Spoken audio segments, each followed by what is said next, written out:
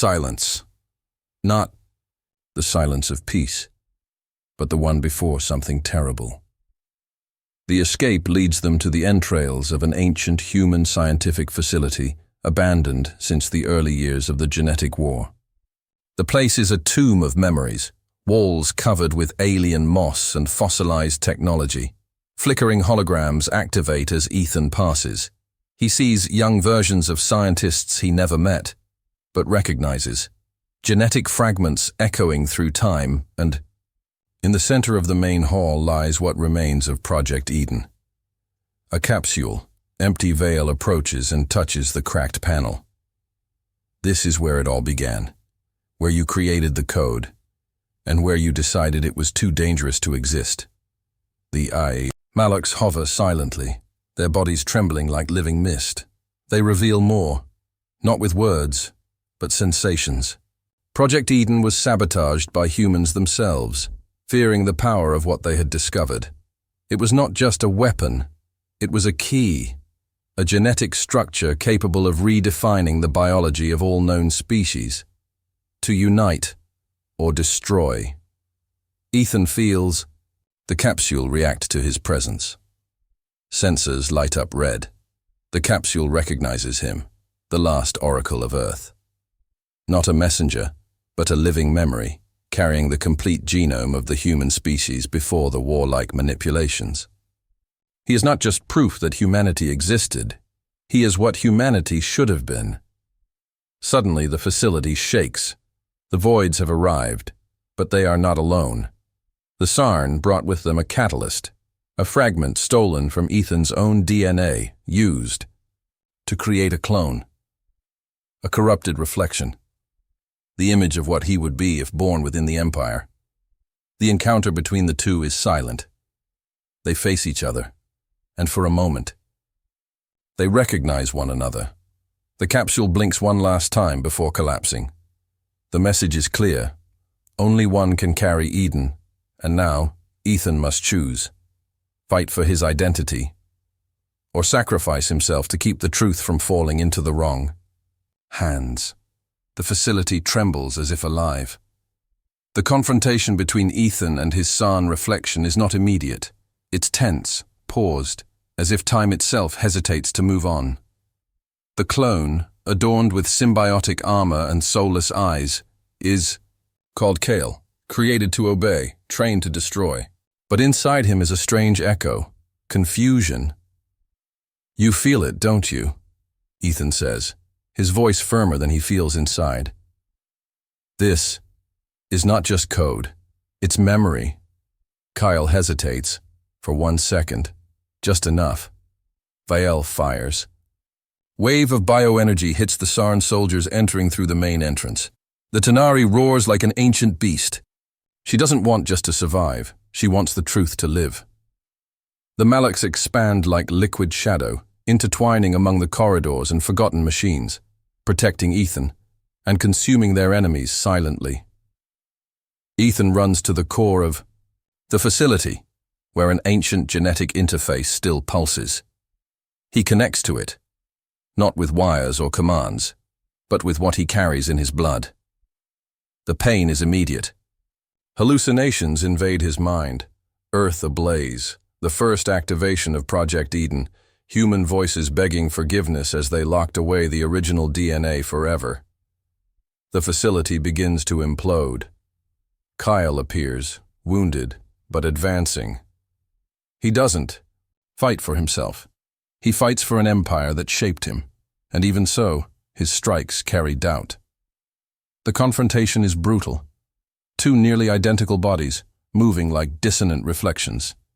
Ethan is untrained, Kale is not. But Ethan carries something the other doesn't. Memory, pain, desire for truth. At the final moment, Ethan holds Kale's symbiotic blade to his own throat. "If you are me, then you know we can't let Eden be used." Kale trembles. The blade falls, and then the ground disappears. The facility collapses. Silence. Dust. Vael drags Ethan out of the rubble. He lives, but Kale, does not. Or maybe he does. A capsule lies open and empty. The sky of Lixora, the hybrid planet, begins to change. The explosions cease. The dust, like a veil suspended in time, settles over the ruins of the last bastion of Project Eden. Ethan watches the ashes float around him, but it is Vial who breaks the silence. The war has changed. Now, everyone will hunt you. Ethan doesn't answer. His eyes fix on the empty capsule where Kyle vanished. He feels it. The clone still lives, and carries something potentially even more dangerous: free will. With the destruction of the facility, the original DNA dormant in Ethan begins to fully manifest. Not just memories, but instructions, ancestral codes of the most advanced human engineering ever conceived. He now holds the ability to reactivate or rewrite humanity's lineage. A gift or a curse. Val watches Ethan with a mixture of reverence and fear. You are not just the last. You are the first. Together, they flee to the storm belts, regions where the Malaks expand freely in symbiotic colonies, beings the Sarn avoid at all costs. There Ethan begins to understand. The Malaks are not merely parasites. They are liquid memory. They store the collective unconscious of species they touched. They learn, adapt, remember. By entering symbiosis with him, Ethan sees fragments of what the Sarn tried to erase: the Tanari rebellion, the betrayal by humans themselves, and the exact moment the original DNA was sealed inside a single embryo. Him. His dreams were not dreams. They were transmissions, encrypted memories that the Malaks kept alive through generations. Now he understands his purpose. It is not to defeat the Sarn in direct combat. It is to awaken those who still remember. And then he begins to transmit. An ancient call, coded in biofrequency, echoes through forgotten systems. Humanity did not die. It only slept. On the other side of the galaxy, something answers. A silent glow in the dark. A rebel cell. A forgotten colony. The original DNA, awakened echoes, and Eden is no longer lost. The signal sent by Ethan crosses the veils of cosmic silence like a cry, trapped for millennia. In the depths of forgotten nebulas, ancient human stations long considered dead blink like beacons lit after the storm. But the echo of the call does not awaken only allies. The Sarn capture the genetic pattern embedded in the transmission. To them, it is not just a code. It is an extinction alert. Living proof that what they buried still breathes. The Supreme Council of Valzareth, center of the Imperial Domain, issues the Black Heart Protocol. Locate and eliminate the last. Oracle before the code spreads. Ethan is now a universal target. And not just him. Vial, connected to the message as a hybrid channel, begins to deteriorate. The pure DNA is like an overload to her modified system. She feels internal failures, but doesn't speak. She remains by his side silently, guiding him. To where the call had the greatest response, the Taylor Prime system.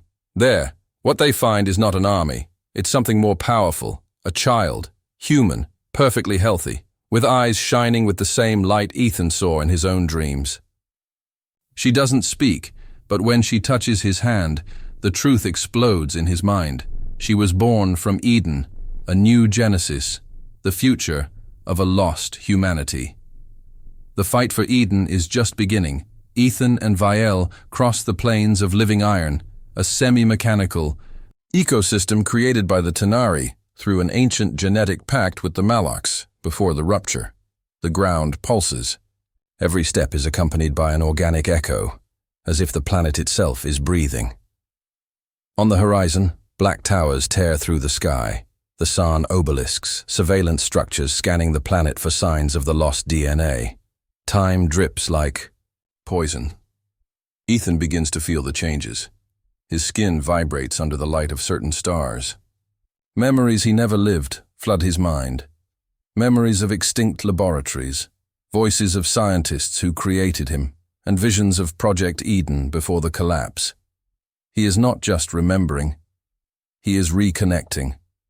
In the distance, the first San. Hunters appear, tall, clad in armor that looks like fossilized bones and liquid technology. They don't speak, they only sense the genetic trace, and they have already identified him. Vial guides Ethan through underground fissures, forgotten tunnels where the walls tell ancient stories, primitive drawings of humans fleeing multi-eyed beasts, of hybrid creatures that burned worlds for a lost lineage. They don't want you dead, Ethan. They want to open you. They want to extract the DNA like a relic. But what they don't know is that the code fused with you. Now, killing you means erasing the last trace of human creation. Further ahead, in the heart of the cave, they find a buried capsule. When Ethan approaches, it reacts. Lights dance, metallic tissues retract. Inside, a human skeleton wrapped in alien moss, holding an object.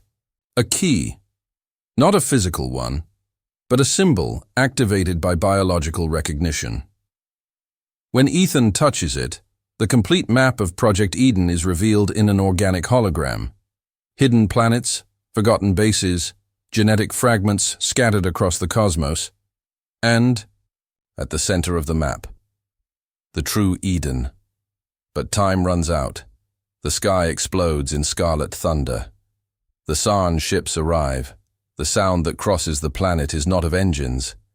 It is something ancient calling him. The Malocs respond first. And the ground begins to move. The ground trembles as if it remembered what it once was. Veins of bluish light ignite beneath the earth, flowing like living arteries. The Malocs are not a race in the conventional sense. They are a collective consciousness, spread across billions of symbiotic organisms. They slept for centuries, waiting for the right genetic pulse to awaken. Ethan. His presence is the catalyst. From the darkest corners of the cave, shadows take shape. Translucent tentacles emerge like liquid smoke, dancing in the air with a primitive intelligence. They don't attack, they recognize. They sense that the lost DNA they secretly created now lives and has evolved. Vial watches silently.